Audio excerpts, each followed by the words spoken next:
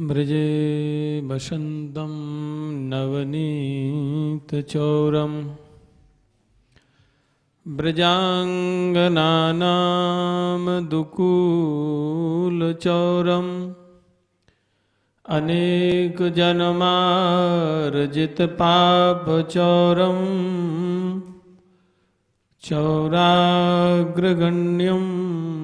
पुरुषं नमामि। जय श्री राधे, जय श्री राधे।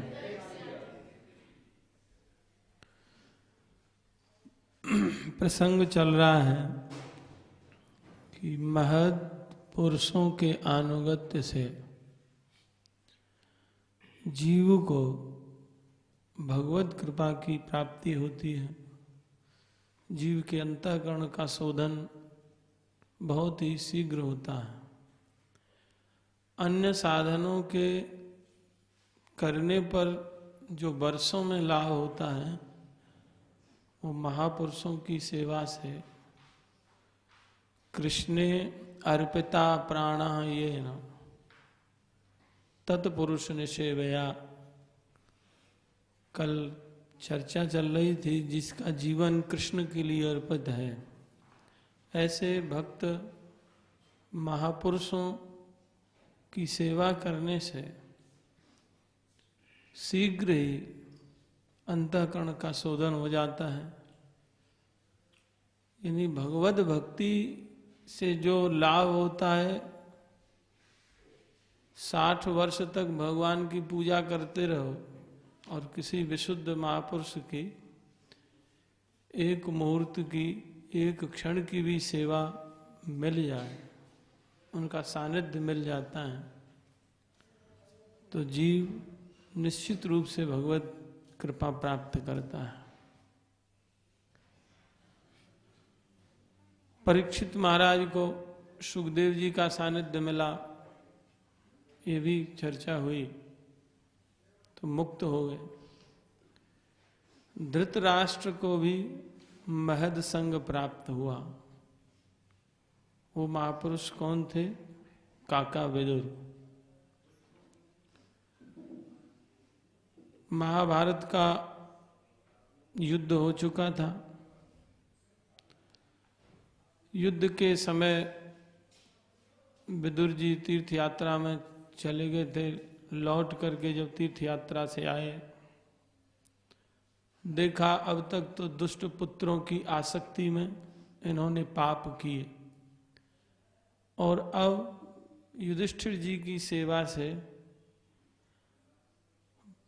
प्रसन्न होकर के इनमें आसक्त हो गए हैं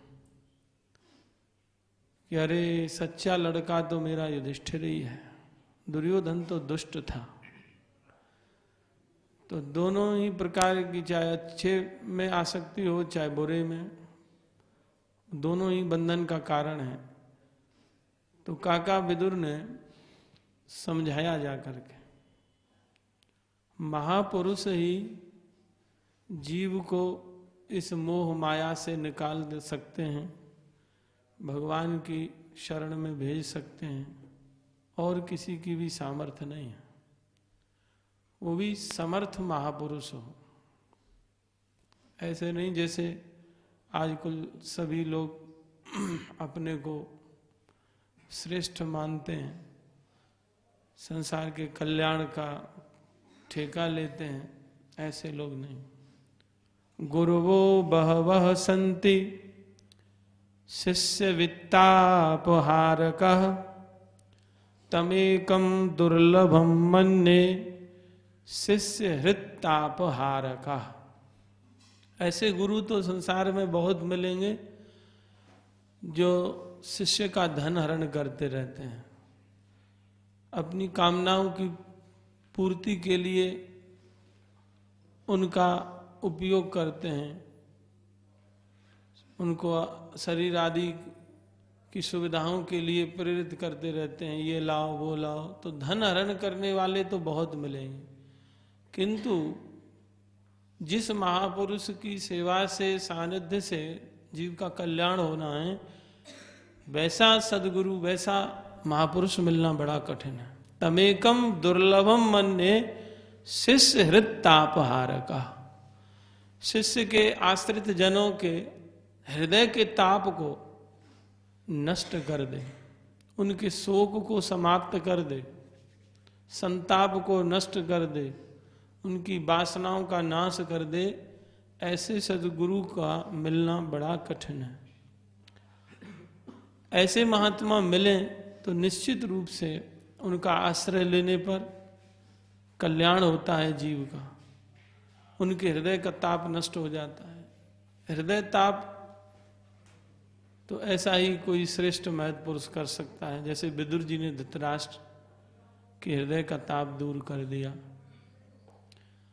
समझाए कि देखो तुम्हारा जीवन चला जा रहा है, वृद्ध अवस्था आ गई, तुम्हारे जितने संबंधी थे सब युद्ध में समाप्त हो गए, कोई नहीं बचा, 100 लड़कों में से एक भी नहीं बचा। पितृ भ्रातृ सुहित पुत्रा हतास्ते विगतम वयः, तुम्हारी आयु भी चली गई, बुढ़ापा आ गया। आत्मा च जरया ग्रस्ता, और यह शरीर भी तुम्हारा बुढ़ापे से ग्रसित हो चुका है, और अधिक बुढ़ापा आएगा तो तुम देख तो पाते ही नहीं थे, सुन भी नहीं पाओगे, चल भी नहीं पाओगे। बुढ़ापे की स्थिति तो बड़ी दयनीय होती है, आंखों से न दिखता है, न कानों से सुनना देता है, न मुख से शुद्ध उच्चारण हो पाता है, न पैरों से चल कर के कहीं तीर्थ यात्रा कर सकते हैं, अपना कार्य भी स्वयं नहीं कर पाते, शारीरिक क्रियाएं तो, और भजन आदि, भगवत सेवा आदि, तीर्थाटन आदि तो और कठिन हो जाता है। तो कहे कि तुम मरने की ओर जा रहे हो, मृत्यु तुम्हारी आ चुकी है, भयंकर काल आ गया, इसको कोई टाल नहीं सकता। संसार में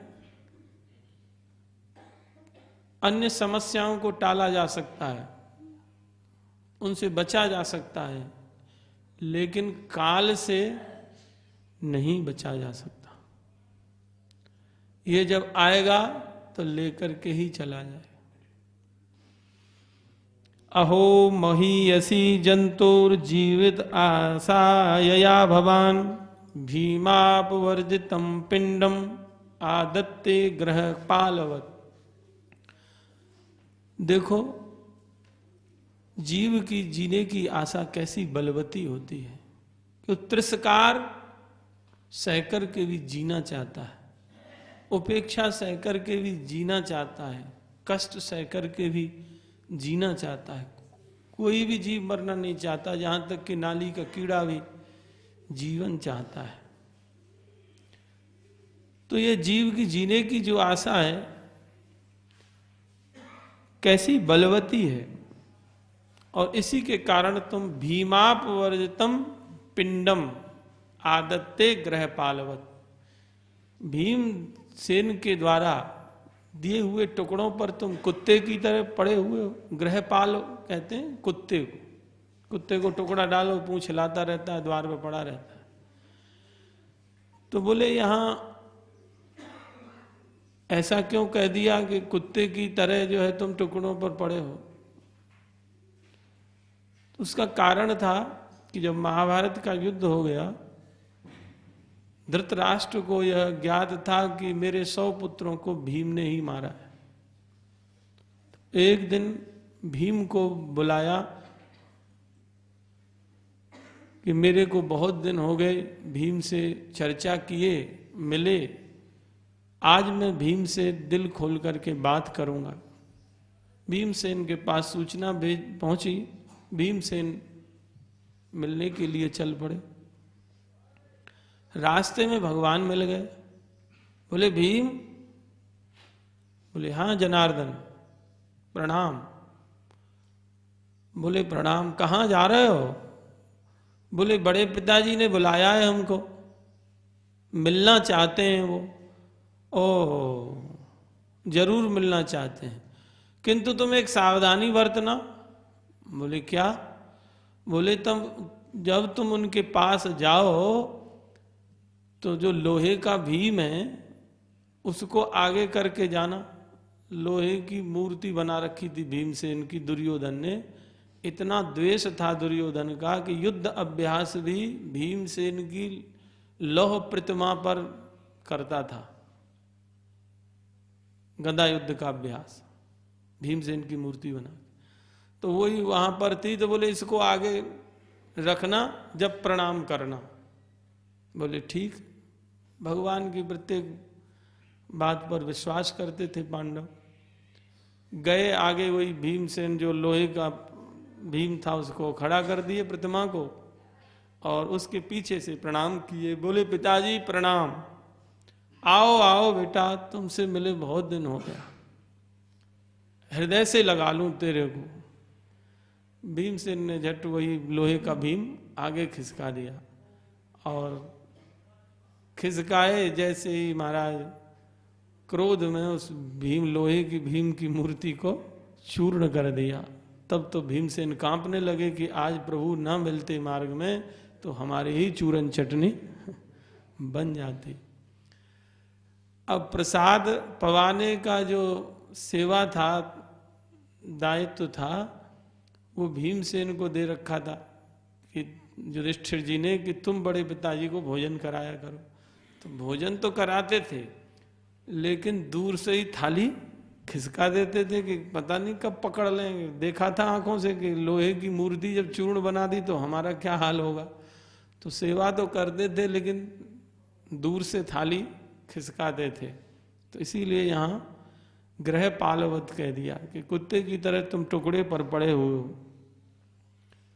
जिन पांडवों को विष दिया, लाक्षागृह में जलाया, उनकी वधू द्रौपदी को अपमानित कराने का प्रयास किया, आज तुम उन्हीं के दरवाजे पर पड़े हो।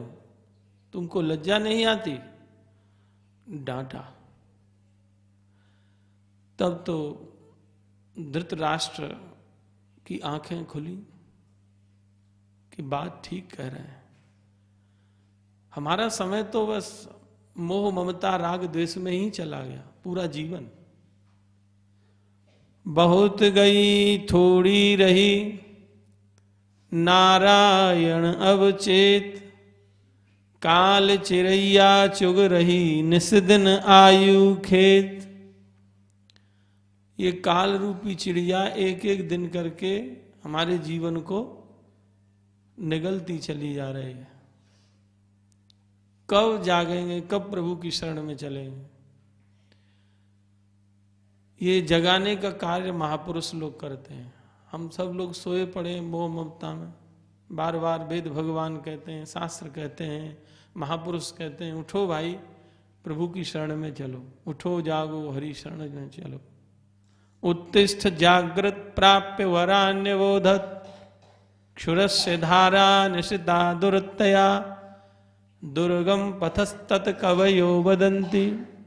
उठो, जागो और महापुरुषों की शरण में जाओ, ज्ञान प्राप्त करो, भगवद विषय ज्ञान, भगवान की शरण में जाओ।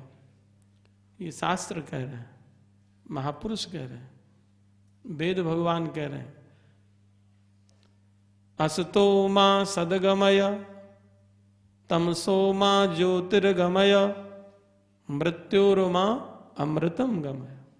हे प्रभु, हमको मृत्यु से अमृतत्व की ओर ले चलो, अज्ञान से ज्ञान की ओर ले चलो। ये प्रार्थना की गई। हम लोगों का ज्ञान बिना महापुरुषों की शरण में जाए दूर नहीं हो। ये सब बातें कौन बताएंगे? महापुरुष बताएंगे।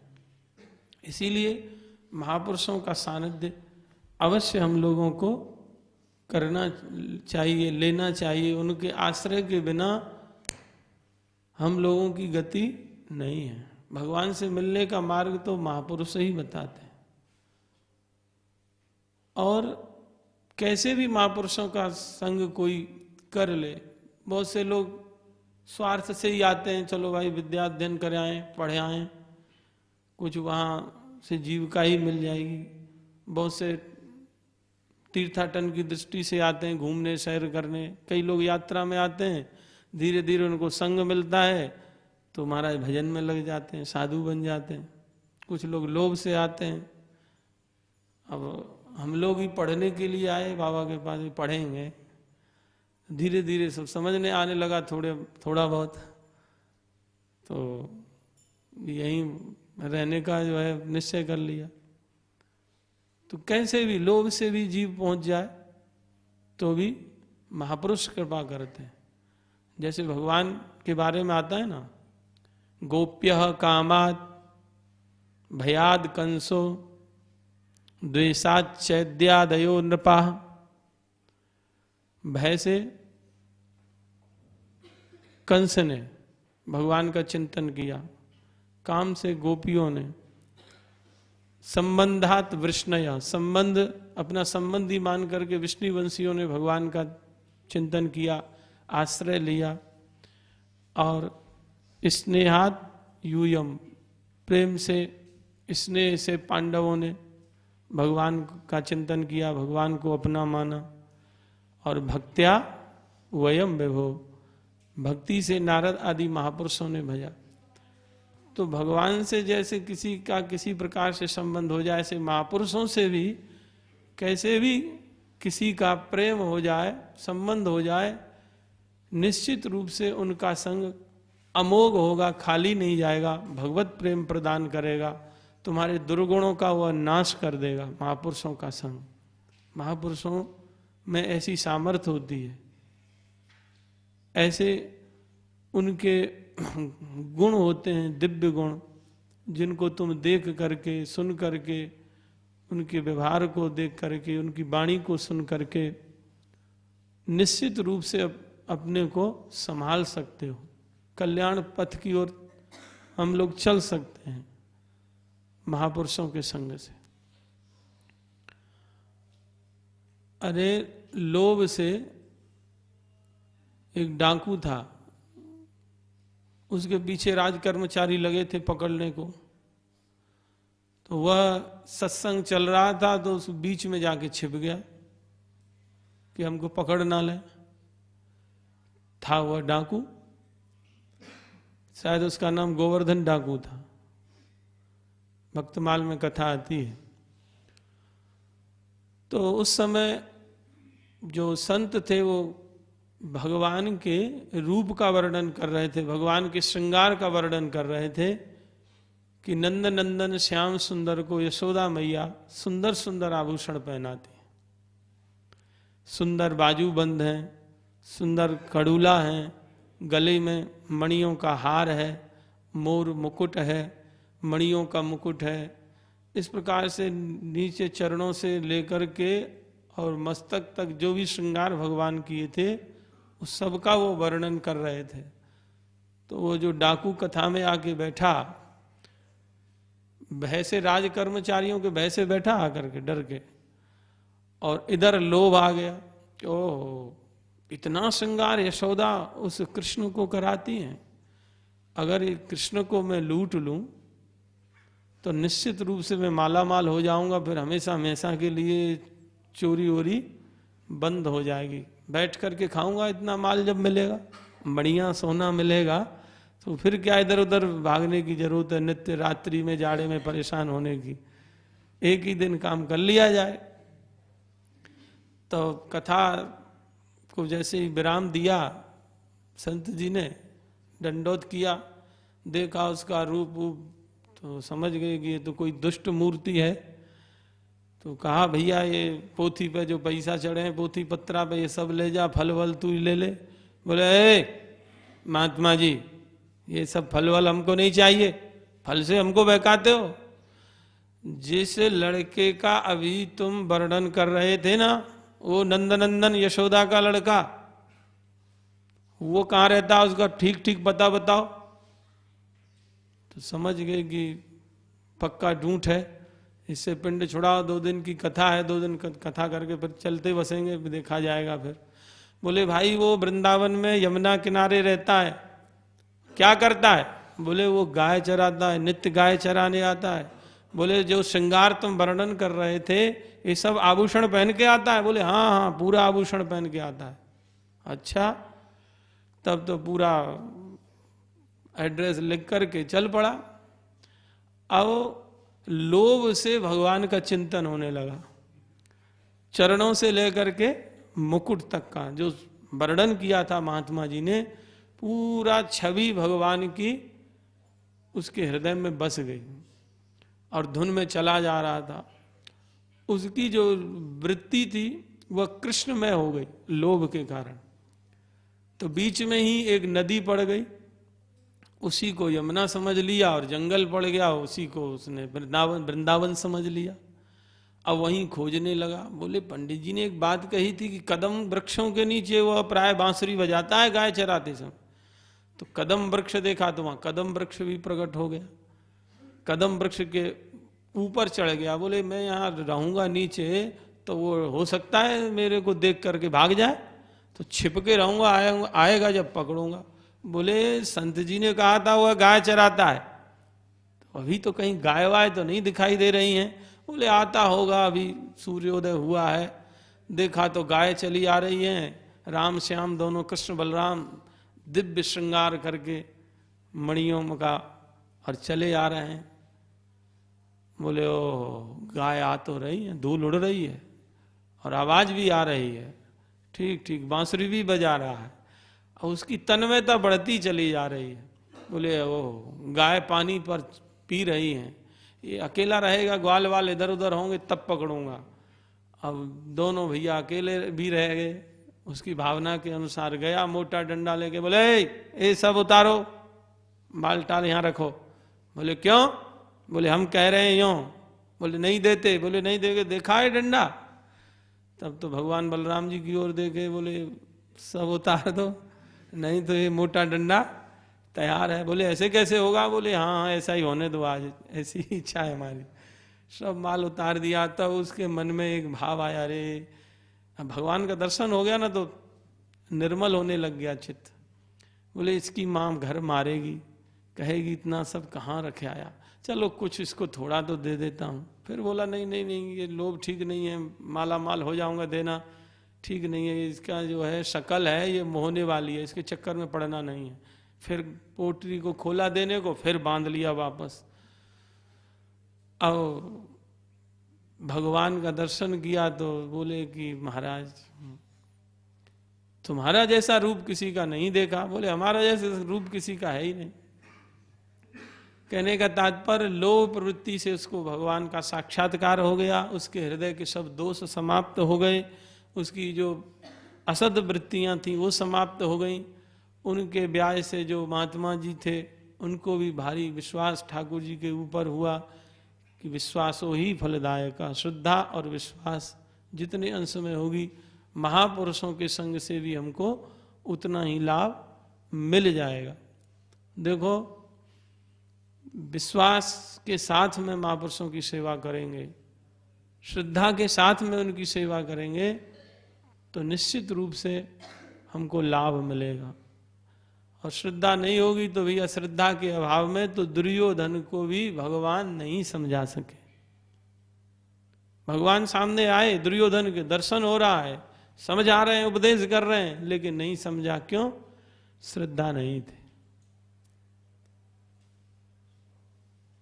हम लोग महापुरुषों से जुड़ करके रहें। एक बार की बात है, शंकराचार्य जी धर्म प्रचार कर रहे थे काशी क्षेत्र में। तो उनके एक शिष्य थे पद्माचार्य जी। तो पाद पद्माचार्य जी गंगा के दूसरे किनारे थे, वो दूसरे किनारे थे, स्नान कर रहे थे शंकराचार्य जी। तो आवाज लगाई, अरे सनंदन, सनंदन भी नाम था उनका और पद्माचार्य भी, तो हमारी धोती ले आओ। तो गंगा का अगाध जल, तो हाँ गुरुदेव लाया। मन में आया एक बार तो तैरना आता नहीं, कैसे पार होऊंगा। बोले जब गुरुदेव की आज्ञा से और उनके उपदेश से भवसागर पार हो जाते हैं लोग, तो मैं क्या मैं गंगा पार नहीं हो सकता? उस धोती को सिर से बांधा और गंगा जी में प्रवेश कर गए। उनकी श्रद्धा के, प्रबल श्रद्धा के फलस्वरूप गंगा जी ने जहां जहां पैर रखते वहीं वहीं कमल उत्पन्न होते चले जा रहे थे, और गंगा जी पार कर गए। पार करके गुरुदेव को अर्पित कर दिया धोती। ये उत्तम श्रद्धा का फल। तो जब उत्तम श्रद्धा होगी तो भगवान भी तुम्हारी श्रद्धा के अनुसार जल्दी कृपा करें। एक ऐसे ही अंबादास जी भक्त हुए हैं रामानुज संप्रदाय में। गुरुजी जो कहते सो ये करते। एक कुआं था इनके आश्रम में, तो वहां ऊपर डाल थी एक वृक्ष की जिसकी पत्तियां गिरती थी तो जल दूषित होता था। कहा शिष्यों से गुरुजी ने, बेटा इस डाल को काट दो। अब वो डाल ऐसी थी कि उस डाल को काटने के लिए उसी डाल पर जिसको काटना था उसी पर बैठना पड़ता। तो सब कहें कि इस डाल को काटने का मतलब नीचे धड़ाम से कुएं में गिरना। तो फिर वही अंबादास को कहा, तुरंत चढ़ गए, ले कुल्हाड़ी और काट दिए, और काटते ही जो है वो डाल गिरी तो साथ में स्वयं भी गिर गए कुएं में। गिरे तो भगवान ने, कन्हैया जी ने गोद में ले लिया, कुएं में निकाला। बोले अरे तेरे चोट नहीं लगी? बोले नहीं तो गुरुजी। बोले अरे तू इतने ऊपर से गिरा, चोट नहीं लगी? बोले गुरुजी मेरे को तो ऐसी अनुभूति हुई किसी ने मुझको गोद में ले लिया। बोले किसने ले लिया? बोले जिनका आप भजन हमको बताए थे ना, वही कन्हैया जी हमको अपनी गोद में ले लिए। तो श्रद्धा, उत्तम श्रद्धा के फलस्वरूप भगवान का साक्षात्कार साधकों को हो जाता है। हम लोगों को भी श्रद्धा का संबल लेकर के और सेवा परायण होना चाहिए, जिससे जल्दी से जल्दी हम लोगों को भी भगवान की कृपा मिले। बोलो वृंदावन बिहारी लाल की जय। आज गीता पाठ होगा, गीता जयंती है महाराज जी के सानिध्य में। नीचे ही सब लोग अपनी अपनी गीता जी लेकर के जाएं, और कुछ गीता जी वहाँ भी हैं, वहाँ भी मिल जाएंगे। राधे